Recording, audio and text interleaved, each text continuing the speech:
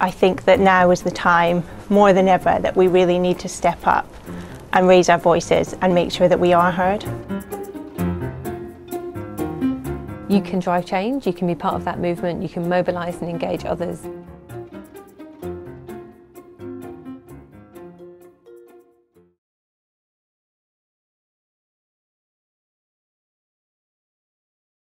They were pretty horrifying first-hand accounts of being unable to access those products and having to use makeshift items, newspaper, rags, or otherwise just staying at home unable to go to school at all because they had their periods. I was completely appalled that that could be the everyday experience of girls in modern Britain.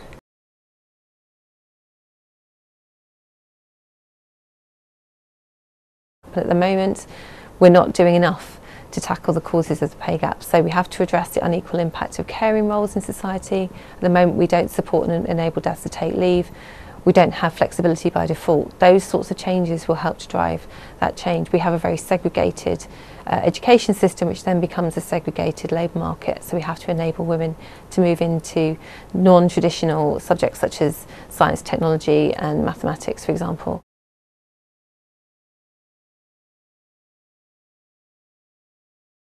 Ultimately, it was my experience of FGM as a 7-year-old and the decades of really being dismissed and talked at but never necessarily talked to that really made me want to take a stand against female genital mutilation. FGM is a very British problem, it's a global problem. So at the moment there are 70 million girls that are at risk between now and 2030, and some of those girls are living here in England. Some of the key challenges as an activist working to end FGM has been the misconceptions. For a long time everybody assumed that FGM was some kind of cultural thing that happened through ignorance as opposed to an organised crime against women.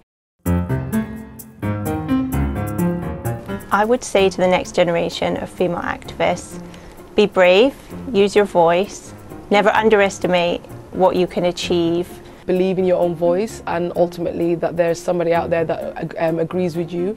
There is no such thing as an original idea. There's probably somebody else who's just as angry and as upset about the things that you're upset about. So do your research and find other women to really stand in solidarity with. Women always have to reinvent their activism and have to reinvent equality for them, the fight for themselves, and that's true. But don't disconnect yourself from the women who've gone before.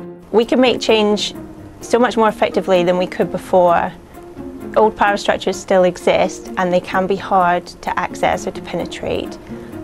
But actually together, when we raise our voices together and we're loud, we can be heard. There's a really beautiful African proverb that I love, and it's like, if you want to go fast, go alone. If you want to go far, go together. And I do think collective working is a really key to achieving your goal, and also to ensure that you take care of yourself and don't burn out.